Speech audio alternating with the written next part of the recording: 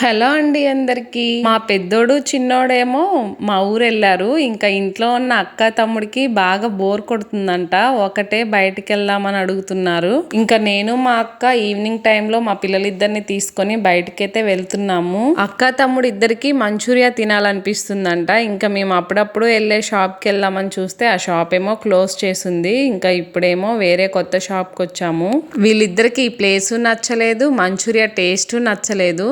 అసలు కంప్లీట్ గా డిసప్పాయింట్ అయ్యారు అక్క తమ్ముడు ఇద్దరు. ఆర్డర్ ఇచ్చి 5 minutes కూడా అవ్వట్లేదు, ఇంకా మంచూరియా రావట్లేదని ఇద్దరు అటు ఇటు ఒక 10 rounds అయితే వేసారు. 15-20 minutes వెయిట్ చేసిన తర్వాత మంచూరియా అయితే వచ్చేసింది.